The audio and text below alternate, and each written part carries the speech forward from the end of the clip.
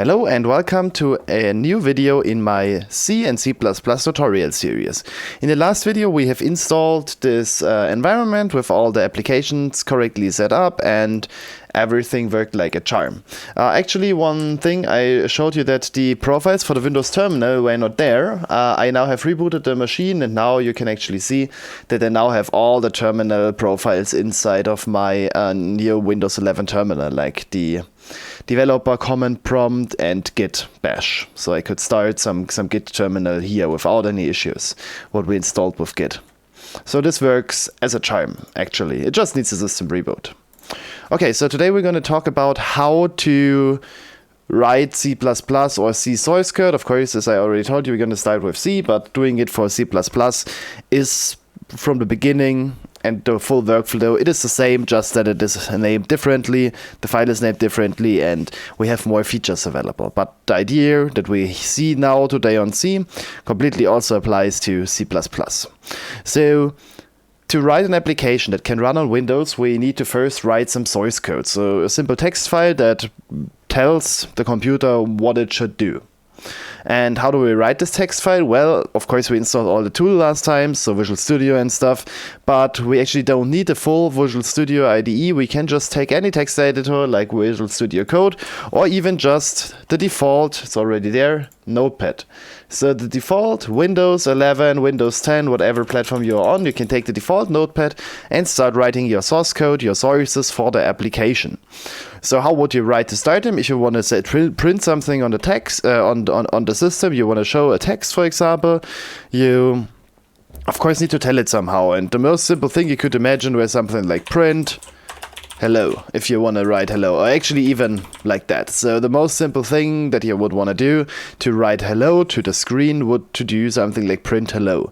But it is not how programming languages work. Programming languages like C and C++ have a syntax that needs to be around. So for example, you need to indicate that this hello is not a keyword. Like this print is a keyword. It tells the computer what to do.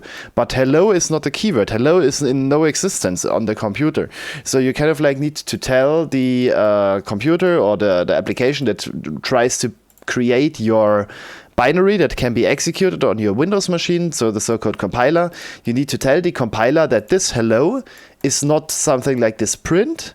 So and you basically need to tell this to the compiler by adding these quotation marks. By adding quotation marks, you basically tell the compiler, hey, this is a text. This text needs to be printed. And in this case, it's quite simple. Print text. Seems quite fair, but it doesn't work like that because other than having keywords, each programming language has a syntax. For example, on C and C++, print is a so-called function, so a functionality that you want to use. In this case, you want to use the functionality to print something.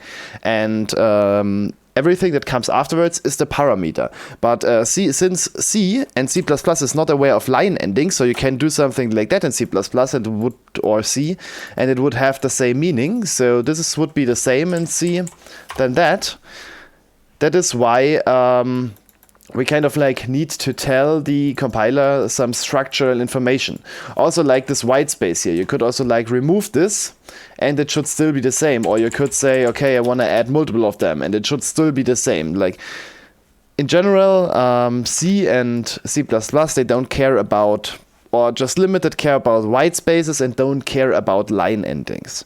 And this is why we need to have some structural elements. So if you call a functionality a so-called function in C or C++, all so-called parameters, so everything that needs to be supplied to that function. So in this case, we want to print something and we supply some arguments to that function. So we basically say print, which is kind of like the keyword, what we want to do. And then we add 0 to n arguments. So 0 to, for example, if you just want to print just one argument, you need to tell it one argument.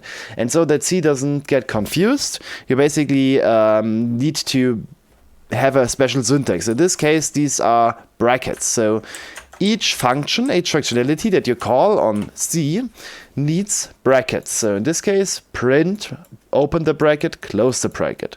And inside of these brackets, we can add our so-called arguments. It would be fine if we don't need any arguments to just put nothing in there. But since it doesn't make sense to print something without arguments, we actually need to put an argument in here. In this case, hello. The string, so-called string, hello. If you have these quotation marks, I already told you, it's like a string. And in this case, it basically means print this string, hello. And well, this seems quite fair, and you would say, all right, this should do something.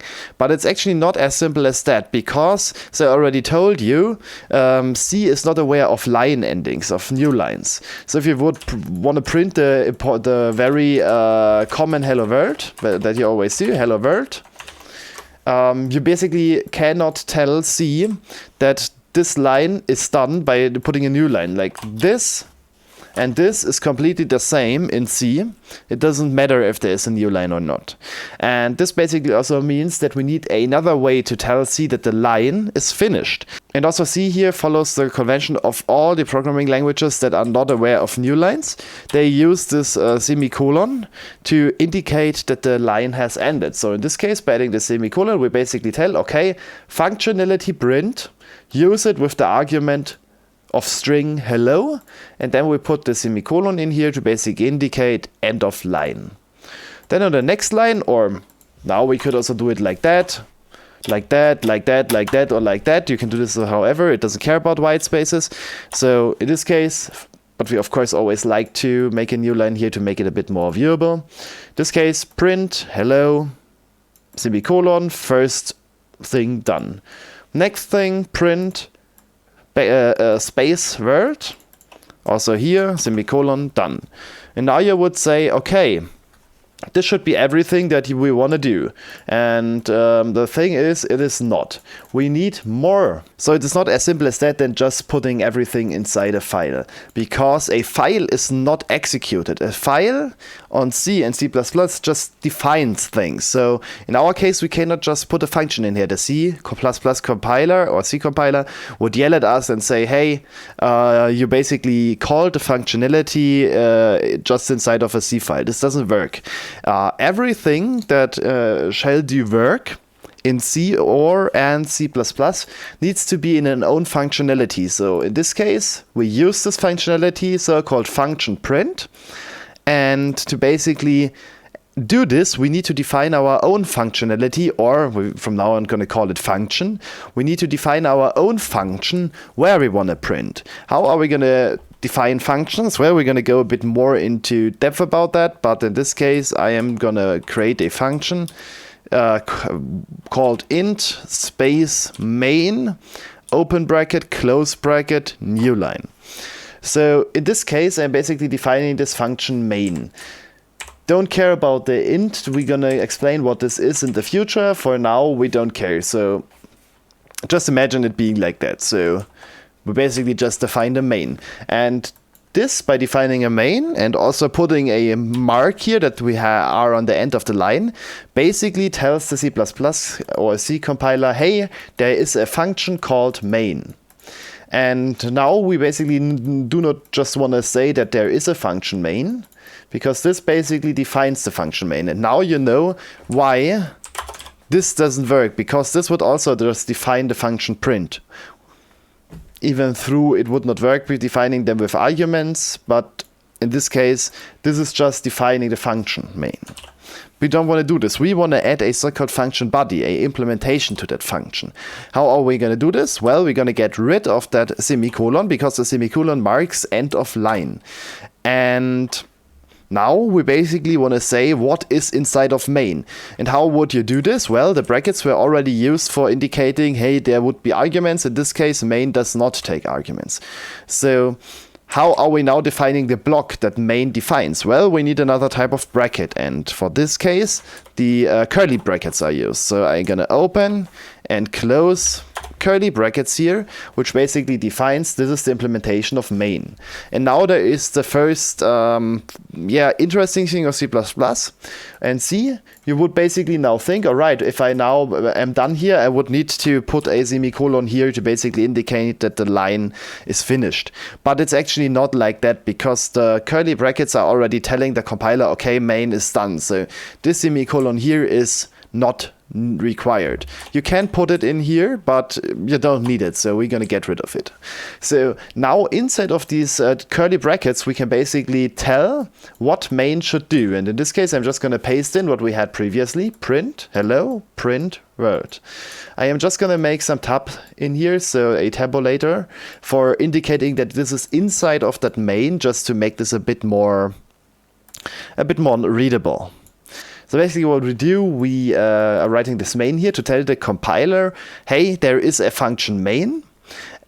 And inside of these curly brackets that directly follow this, hey, there's a function main, basically tell the compiler what main should do. In this case, main should print hello, and then print hello, and then print space world exclamation mark. And now basically, if this main functionality would be called, which we could, by the way, also do in here. We could also do something like that here. But if we would do this here, you can kind of like see that this is an issue, because if you are starting into main, you print hello, you print space world exclamation mark, or just for making this a bit easier, I'm going to say print hello world. So what we would do here in this two line is print hello world, and then we would call main. And if we basically call main, or basically execute the functionality of main, this would basically mean that we would print hello world and we would call main again. So we would go and print hello world, call main again, print hello world, call main again, print hello world, and call main again. So not really something that we want. We're going to go into some details when you want to do this, which is then called recursion, recursive functions and recursive calls, that they always need a special condition to stop executing that. But we're going to get to that in the future. So for now, I'm just going to remove that here because we don't need this, and we would just say hello world like that. We could actually also leave this in here to get an infinite hello world, but we don't want to do this here. All right, so how is now our functionality main used? Well, the functionality main is used when the application starts, because this main is a magic word. This main stands for main entry point. And what the compiler does, it searches the whole program. You're going to give it to the compiler. It's going to search the whole program for that main and calls that when the application starts, or the executable is kind of like double-clicked on Windows, opened. So then basically the main content is executed. In this case, it will print hello world. And now just for making this work, I'm just going to put the int back here, because int is the so-called return type, but you don't need to care about this yet. We're going to care about this in the future.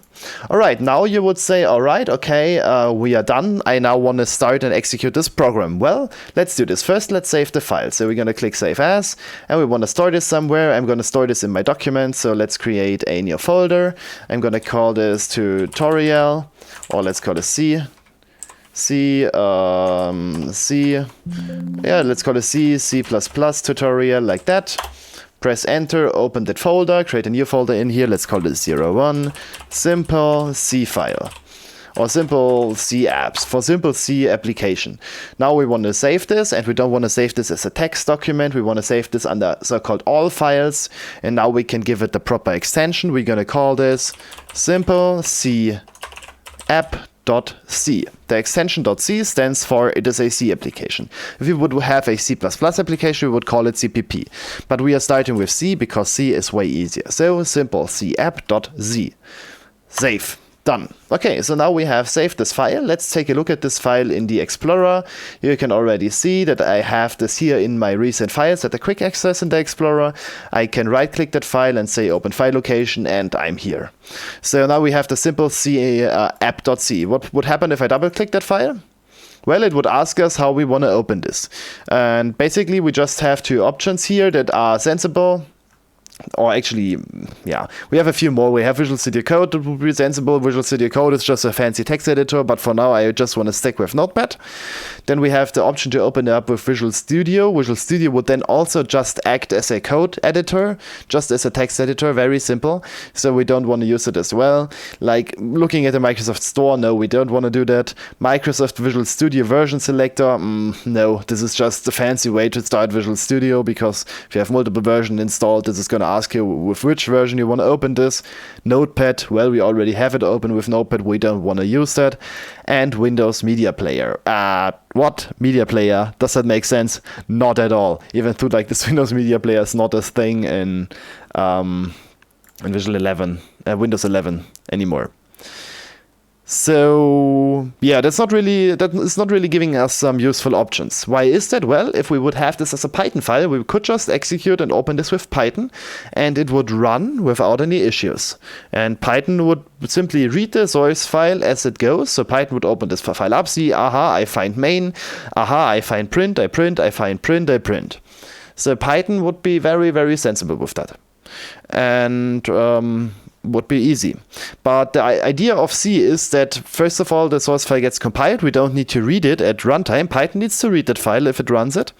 And the second thing is we don't want to basically distribute our source code. So what I basically want to have here is a simple capp.exe for a Windows executable. And an exe is a native executable on Windows that we can double click and it opens up and works. So how are we going to get the simple C app to an executable? Well, by default, you would do this with an IDE, and the IDE would handle all the comments that needs to be executed. But since we want to do this very simple today without an IDE, we want to compile this just with a command line. So how to open up a command line on Windows? Well, I could just go one directory up, right click here and say open in terminal.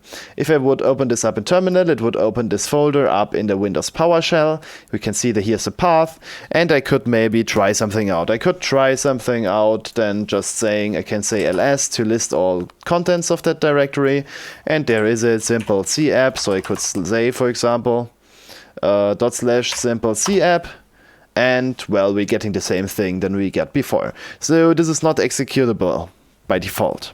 So what we would need to do is we need to compile this, and the Windows compiler is called CL. So if I would enter CL, I would expect that the compiler can basically respond to us and say, hey, this is how you use me. But actually it tells us that the term CL is not recognized as the name of a command-led function, script file, or operatable program. Check the whatever. Basically it cannot find this CL. Why is that? Because CL is not by default inside of our so-called path. The path is a special variable, a special, let's say, a special list of directories on your Windows machine that are going to be searched if you type in a text here. So if I type in a command CL, it's going to check this list of paths, and in each path it would basically see, okay, is there a cl.exe file? And yes, if there is a cl.exe, execute it. But by default, this is not available. The Microsoft compiler commands and applications are only available from the developer command prompt. So if I click the arrow down here, you can see that we have this developer command prompt for VS 2022. We could also have the developer PowerShell for VS 22. It doesn't matter which one you want to use. Let's just use the default command prompt because it's a bit more easier. So developer command prompt for VS 2022.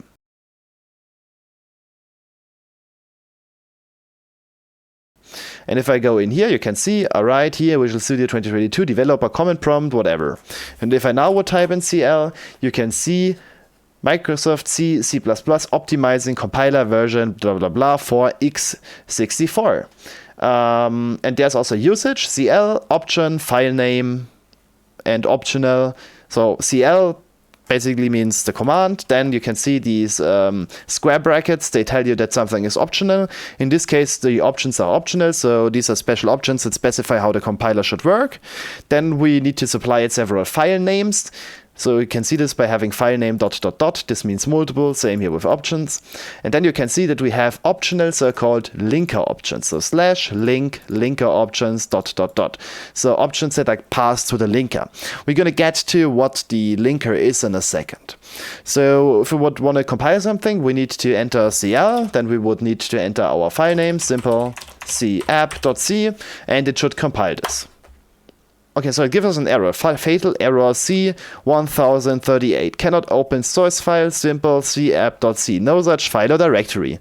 And now we have something that is a bit annoying with that Windows terminal, and opening up the right command prompt at the right location, you can see that it defaulted to a different location. Now we are basically at Program Files, Microsoft Visual Studio 2022 Community, so it's the false path. We need to go back to this directory. So let's go back in, 01, simple capp, and if you click the bar up here, so where you can see where you currently are, if you click on here, not directly on an entry, but if you're clicking after that, you can see that it is basically highlighting the full path here. Now you can press Ctrl+C to copy the path, go back to the command prompt here, to the developer command prompt. You can type CD for change directory and paste in that path, press enter, and now you can see we are at C, users, tutorial, document C, C++ tutorial, 01, simple capp. And if I would now press the up arrow, you can see that I can cycle through the old commands that I entered. And if I cycle up until I find my CL, simple capp.c, I can just press enter and try out to compile this. Alright, so what does it do? It says right here, Microsoft C, C++ optimizing compiler version whatever. The compiler then tells you simple capp.c, which means that it compiles that C file. It didn't give us any output, which means that it succeeded. And after that, it called another application, the Microsoft Incremental Linker. And the Incremental Linker tried to output the simple capp.exe. And now it tells us simple capp.obj, error, LNK 2019. Unresolved external symbol print referenced in function main. Fatal error LNK 1120, one unresolved externals. What does that mean? Well, as I already told you in the first video, we're going to get a hell of a lot of errors. To translate this to you, it says unresolved external symbol print, referenced in function main. So function main is what we have written. If I would take a look at this, maybe move this all a bit aside. No, I don't need that. Okay. So all a bit aside. Function main, this is what we implemented, our own, and inside of function main it tried to reference print. Yeah, we want to print, and this is a so-called unresolved external symbol. So it is an external symbol. We haven't defined print ourselves, so it is external, and it is unresolved. So the linker was not able to basically find this print function. And why is that? Well, because it is not as straightforward. Print is not called print. So how can we find out where print is? Well, we're going to try to do a search request. Let me quickly open up a new tab here on Edge. So let's ask for cprint, just for cprint. How to print in C, Stack Overflow. That is probably going to give us something. How can I print in C? So it seems like that the print function in C is not called print, it is called printf. So let's try this out. Let's try out printf and save this. Let's go in here and try this again. Alright, this now worked. So you can see we don't get any error. We get the compiler, simple capp.c, Microsoft Incremental Linker, out, simple capp.exe, simple capp.obj, and it seems like it worked. So what happens if I take a look at my directory? You can see that we have two more files. We have the simple capp.obj, a so-called object file. This contains basically a compiled version of our C source code, but just our C source code. So basically everything that we have written here in a machine-readable form. And then it contains the simple capp.exe, which is basically that exe that we just created. So the application we have created, it says type application. So now I would expect that I can double click on it and it would print hello world. Let's try this. Does do nothing. It just quickly flashes, but it does not do nothing. Let's try it out again. Nothing. Try it out again. Nothing. That is shit. It doesn't work. Why doesn't it work? Well, we have created a so-called console application. So by default, if you are printing with printf in C or even C++ with the constructs how they are used in C++, printf is outputting to a so-called cout. It is a special output location, and this special output location is redirected to a console or to a command prompt. And in case you double click the C, the exe here, and the command prompt is not attached. So currently we are in the Explorer. We don't have any command prompt. We double click, and when we double click, a new command prompt is created. So a CMD window opens up. Our application is executed in the CMD window, and as soon as our application finishes, the CMD window is closed and destroyed. So if I click here, we basically create a window, output our hello world to that window, and then the window directly closes, so we can't even see it because our application runs that fast.